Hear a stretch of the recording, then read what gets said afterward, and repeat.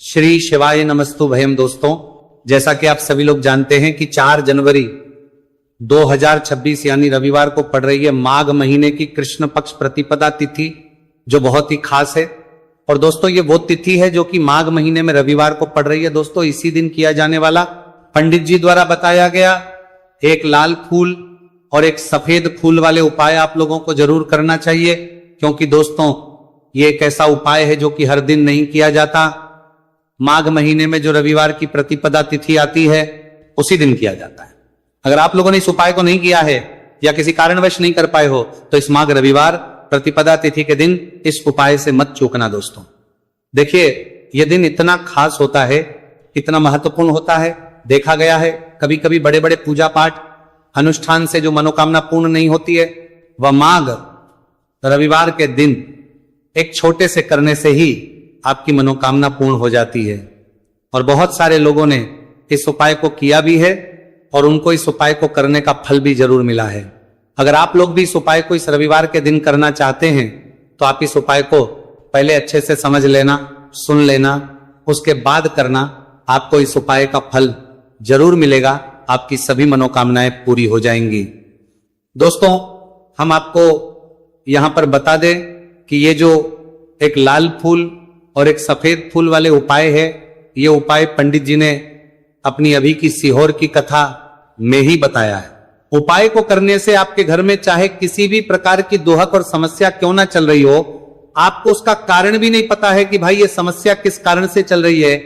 उसका कुछ भी कारण हो सकता है, जैसे पितृदोष हो सकता है, कालसर्प दोष हो सकता है, या किसी भी तरह का मंगल दोष भी हो सकता है, और भी बहुत तरह के दोष होते हैं, कुछ भी हो सकता है। पर आपको इस उपाय को करने के लिए अपने दोष को पता लगाने की भी जरूरत है। आपके घर में किस कारण से इतनी दुख और परेशानी आ रही है वो भी आपको पता लगाने की जरूरत नहीं है। बस रविवार को प्रतिपदा तिथि के दिन इस उपाय को कर लेना है, क्योंकि इसी एकमात्र उपाय को करने से आपके पूरे घर परिवार में सुख और शांति हो जाएगी। आपके घर में अच्छे अच्छे काम होने लगेंगे। आपकी जो भी मनोकामना होगी वो भी धीरे धीरे करके पूर्ण होना शुरू हो जाएगी।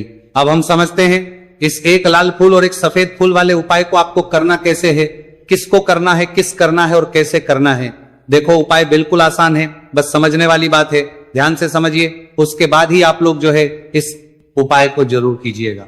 सबसे पहली चीज हम लोग ये समझते हैं कि इस एक लाल फूल और एक सफेद फूल वाले उपाय को इस आने वाली रविवार प्रतिपदा तिथि के दिन किसको करना है। तो देखिए, इस उपाय को घर के सभी सदस्यों को करने की बिल्कुल भी जरूरत नहीं है। घर में से कोई एक मुख्य बड़ा सदस्य इस उपाय को करेगा तो उस घर परिवार के सभी सदस्यों को इस उपाय को करने का फल मिल जाएगा।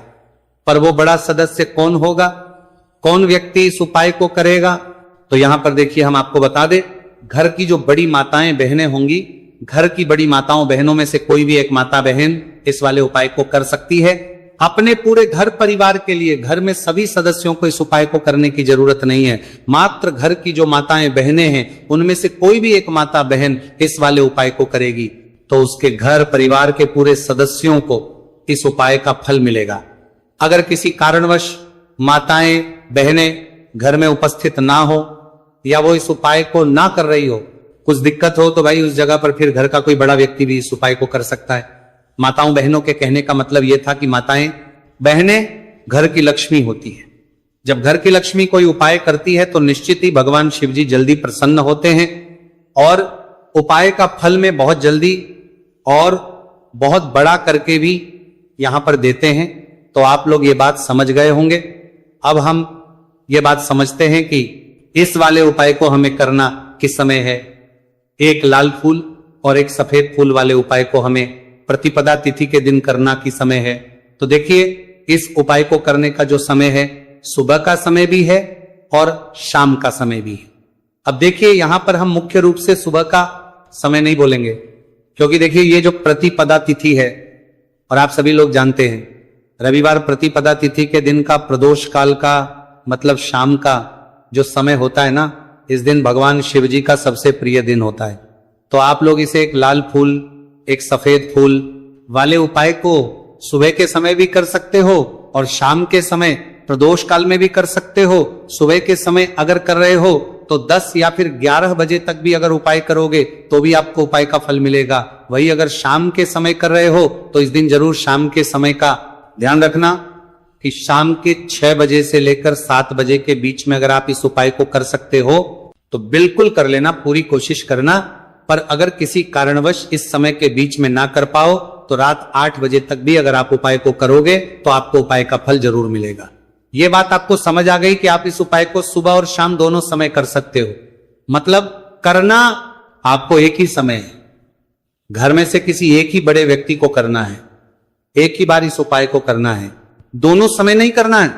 आपको जो समय अच्छा लगे आप उस समय पर इस वाले उपाय को कर सकते हैं। तो चलिए जानते हैं इन विशेष उपायों के बारे में। लेकिन उससे पहले जो भी मेरे भाई मेरी प्यारी बहनें आज चैनल पर पहली बार आए हैं या मेरी आवाज आज पहली बार सुन रहे हैं, अगर आप भी महादेव के सच्चे भक्त हैं तो वीडियो को लाइक और चैनल को सब्सक्राइब जरूर कर लें और कमेंट बॉक्स में लिखें हर हर महादेव। देखो अब सबसे पहली बात आती है कि इस उपाय को हमें करना किस लिए है। जैसा कि हमने अभी आपसे बोला कि इस उपाय को करने के बाद आपके जीवन में बहुत सारी खुशियां आएंगी, आपकी मनोकामनाएं पूर्ण होंगी, आपकी धन की समस्या दूर होगी, आपकी पैसों की समस्या दूर होगी। अब देखिए, अगर आप लोग सोच रहे हो कि भाई हमें अपना घर बनाना है पर घर बनाने के लिए पैसा नहीं है, हमें गाड़ी लेना है पर गाड़ी लेने के लिए पैसा नहीं है, हमें जमीन लेना है पर जमीन के लिए पैसों की कमी पड़ रही है, अगर ऐसी ही दिक्कत परेशानी या किसी भी तरह की धन से जुड़ी हुई समस्या या पैसों से जुड़ी हुई समस्या अगर आपके जीवन में चल रही है तो ये उपाय निश्चित ही आपके जीवन में बहुत सारे फल लाकर दे सकता है। इसीलिए अगर आपके घर में बहुत ज्यादा दिक्कत, समस्या, परेशानी चल रही है, धन से जुड़ी हुई, पैसों से जुड़ी हुई, धन की बहुत ज्यादा कमी आ रही है, पैसों की आवक नहीं हो रही है, तो भाई आप लोगों को इस वाले उपाय को जरूर करना चाहिए। घर में से किसी एक भी बाप्य व्यक्ति को अब इस उपाय में करना क्या है वो सबसे पहले हम लोग जान लेते हैं। उपाय की सामग्री हम लोग सबसे पहले जानते हैं कि इस उपाय में किस किस चीज की आवश्यकता पड़ेगी। तो देखिए, उपाय का नाम तो एक लाल फूल और एक सफेद फूल वाला उपाय है, पर इस उपाय में कुल मिलाकर 4 सामग्री हमें लगने वाली, जो कि पंडित जी ने खुद सीहोर वाली कथा में बताया है। और जो हम आपको उपाय बताते हैं वो पंडित जी द्वारा बताए गए होते हैं, अलग से हम कुछ भी नहीं बताते हैं। तो यहां पर हम लोग समझते हैं कि इस उपाय की सामग्री क्या है। तो देखो, उपाय की जो सामग्री है वो 4 सामग्री है, जिसमें से सबसे पहली सामग्री है एक बेलपत्र। देखो बेलपत्र क्या होती है, बेलपत्र जो शिव की शिवलिंग पर चढ़ती है। दूसरी चीज है एक शमीपत्र, शमीप्र शिवलिंग पर ही चढ़ता है। तीसरी चीज है दोस्तों एक लाल फूल, उपाय का नाम है।